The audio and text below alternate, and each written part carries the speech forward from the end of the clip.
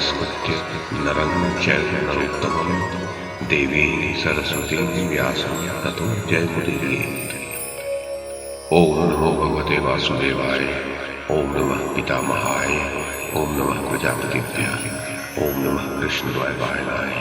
ओम नमः सर्वविघ्नविनायकेभ्यः।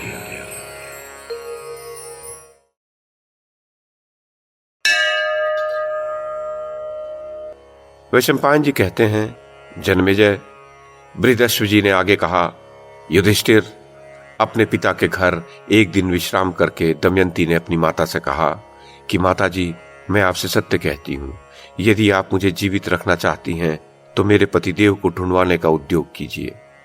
रानी ने बहुत दुखित होकर अपने पति राजा भीमक से कहा कि स्वामी, दमयंती अपने पति के लिए बहुत व्याकुल है।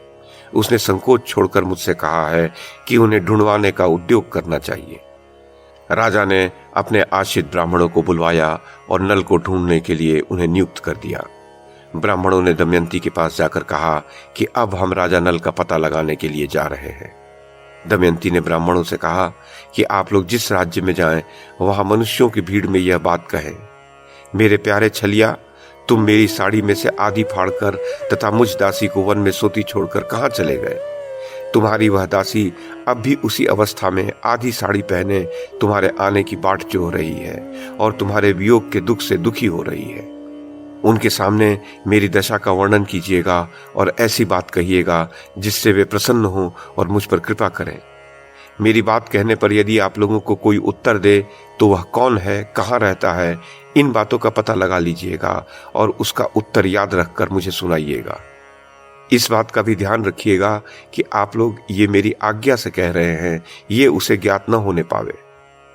युधिष्ठिर, ब्राह्मण गण दमयंती के निर्देशानुसार राजा नल को ढूंढने के लिए निकल पड़े। बहुत दिनों तक ढूंढने के बाद पर्णाद नामक ब्राह्मण ने महल में आकर दमयंती से कहा, राजकुमारी, मैं आपके निर्देशानुसार निषद नरेश नल का पता लगाता हुआ अयोध्या जा पहुंचा। वहां मैंने राजा ऋतुपर्ण के पास जाकर भरी सभा में तुम्हारी बात दोहराई, परंतु वहां किसी ने कुछ उत्तर नहीं दिया। जब मैं चलने लगा तब उसके बाहुक नामक सारथी ने मुझे एकांत में बुलाकर कुछ कहा। देवी, वह सारथी राजा ऋतुपर्ण के अश्वों को शिक्षा देता है, स्वादिष्ट भोजन बनाता है, परंतु उसके हाथ छोटे और शरीर कुरूप है।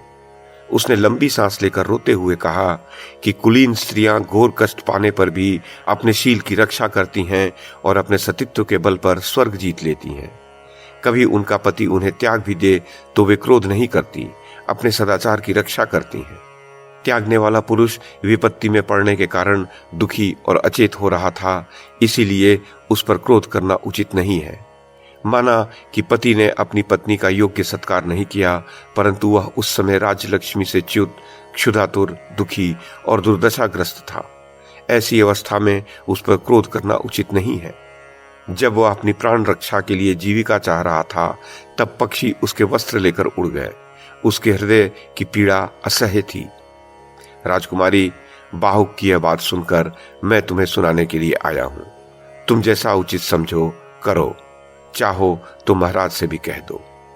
युधिष्ठिर, ब्राह्मण की बात सुनकर दमयंती की आंखों में आंसू भर आए। उसने अपनी मां से एकांत में कहा, मां, आप यह बात पिताजी से न कहें। मैं सुदेव ब्राह्मण को इस काम में नियुक्त करती हूँ। जैसे सुदेव ने मुझे शुभ मुहूर्त में यहाँ पहुंचाया था, वैसे ही वो शुभ शकुन देखकर अयोध्या जाए और मेरे पतिदेव को लाने की युक्ति करे।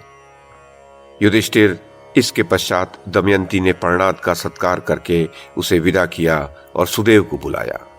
दमयंती ने सुदेव से कहा, ब्राह्मण देवता, आप शीघ्र से शीघ्र अयोध्या नगरी में जाकर राजा ऋतुपर्ण से यह बात कहिए कि भीमक पुत्री दमयंती फिर से स्वयंवर में स्वेच्छानुसार पतिवरण करना चाहती है। बड़े बड़े राजा और राजकुमार जा रहे हैं।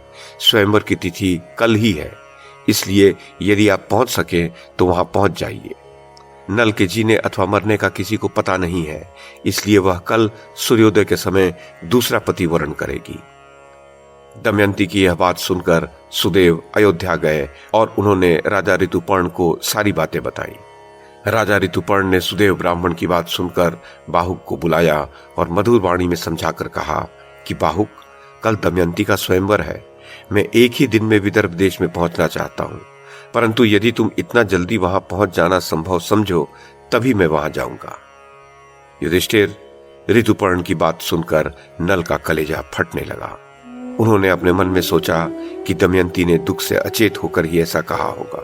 यद्यपि संभव है वह ऐसा करना चाहती हो, परंतु नहीं, उसने मेरी प्राप्ति के लिए ही यह युक्ति की होगी।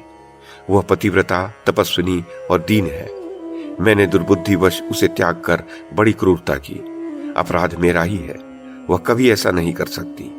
अस्तु, सत्य क्या है असत्य क्या है यह तो वहां जाने पर ही ज्ञात होगा, परंतु ऋतुपर्ण की इच्छा पूरी करने में मेरा भी स्वार्थ है। बाहुक ने हाथ जोड़कर कहा कि मैं आपके कथनानुसार काम करने की प्रतिज्ञा करता हूं। बाहुक अश्वशाला में जाकर श्रेष्ठ अश्वों की परीक्षा करने लगे। नल ने अच्छी जाति के 4 शीघ्रगामी अश्व रथ में जोत लिए। राजा ऋतुपर्ण रथ पर सवार हो गए। जैसे आकाशचारी पक्षी आकाश में उड़ते हैं, वैसे ही बाहुक का रथ थोड़े ही समय में नदी, पर्वत और वनों को लांघने लगा। एक स्थान पर राजा ऋतुपर्ण का दुपट्टा नीचे गिर गया। उन्होंने बाहुक से कहा, रथ रोको, मैं वार्ष्णेय से उसे उठा मंगाऊं। नल ने कहा, आपका वस्त्र गिरा तो अभी है, परंतु अब हम वहां से 1 योजन आगे निकल आए हैं, अब वह नहीं उठाया जा सकता। युधिष्ठिर, जिस समय यह बात हो रही थी उस समय वह रथ एक वन में चल रहा था। ऋतुपर्ण ने कहा, बाहुक, तुम मेरी गणित विद्या की चतुराई देखो। सामने के वृक्ष में जितने पत्ते और फल दिख रहे हैं, उनकी अपेक्षा भूमि पर गिरे हुए फल और पत्ते 101 गुने अधिक हैं। इस वृक्ष की दोनों शाखाओं और टहनियों पर 5 करोड़ पत्ते हैं और 2 सहस्त्र 95 फल हैं। तुम्हारी इच्छा हो तो गिन लो। बाहुक ने रथ खड़ा कर दिया और कहा कि मैं इस बहेड़े के वृक्ष को काटकर इसके फलों और पत्तों को ठीक ठीक गिनकर निश्चय करूंगा। बाहुक ने वैसा ही किया। फल और पत्ते ठीक उतने ही हुए जितने राजा ने बतलाए थे। नल आश्चर्यचकित हो गए। बाहुक ने कहा, आपकी विद्या अद्भुत है, आप अपनी विद्या मुझे सिखा दीजिए। ऋतुपर्ण ने कहा, गणित विद्या की भांति ही मैं पासों की वशीकरण विद्या में भी ऐसा ही निपुण हूं। बाहुक ने कहा, आप मुझे पासों की वशीकरण विद्या सिखा दें तो मैं आपको अश्वों की भी विद्या सिखा दूं। ऋतुपर्ण को विदर्भ देश पहुंचने की बहुत ही जल्दी थी और अश्व विद्या सीखने का लोभ भी था। अतः उन्होंने राजा नल को पासों की विद्या सिखा दी और कह दिया कि अश्व विद्या तुम मुझे पीछे सिखा देना, मैंने उसे तुम्हारे पास धरोहर के रूप में रख छोड़ा। युधिष्ठिर, जिस समय राजा नल ने पासों की विद्या सीखी, उसी समय कलियुग करकोटक नाग के तीखे विष को उगलता हुआ नल के शरीर से बाहर निकल गया। कलियुग के बाहर निकलने पर नल को बड़ा क्रोध आया और उन्होंने उसे शाप देना चाहा। कलियुग दोनों हाथ जोड़कर भय से कांपता हुआ कहने लगा, आप क्रोध शांत कीजिए, मैं आपको यशस्वी बनाऊंगा। आपने जिस समय दमयंती का त्याग किया था, उसी समय उसने मुझे शाप दे दिया था। मैं बड़े दुख के साथ करकोटक नाग के विष से जलता हुआ आपके शरीर में रहता रहा। मैं आपकी शरण में हूं, मेरी प्रार्थना सुने और मुझे शाप न दें। जो आपके पवित्र चरित्र का गान करेगा, उन्हें मेरा भय नहीं होगा। युधिष्ठिर, राजा नल का क्रोध शांत हुआ। कलियुग भयभीत होकर बहेड़े के पेड़ में घुस गया। ये संवाद कलियुग और नल के अतिरिक्त किसी और को ज्ञात नहीं हुआ। वह वृक्ष तत्क्षण ठूठ सा हो गया।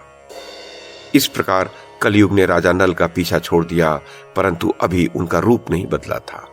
उन्होंने अपने रथ को जोर से हाँका और सायंकाल होते न होते वे विदर्भ देश में जा पहुंचे। राजा भीमक के पास समाचार भेजा गया। उन्होंने ऋतुपर्ण को अपने यहां बुला लिया। ऋतुपर्ण के रथ की झंकार से दिशाएं गूंज उठी। कुंडिन नगर में राजा नल के वे घोड़े भी रहते थे जो उनके बच्चों को लेकर आए थे। रथ की घरघराहट से उन्होंने राजा नल को पहचान लिया और वे पूर्ववत प्रसन्न हो गए। दमयंती को भी वो ध्वनि वैसी ही जान पड़ी। दमयंती कहने लगी कि इस रथ की घरघराहट मेरे चित्त में उल्लास पैदा कर रही है।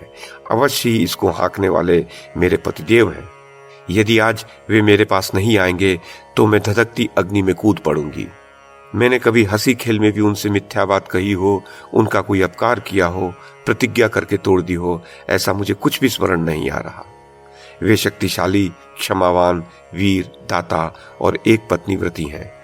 उनके वियोग से मेरी छाती फट रही है। युधिष्ठिर तदुपरांत दमयंती राजभवन की छत पर चढ़कर रथ का आना और उस पर से रथी सारथी का उतरना देखने लगी।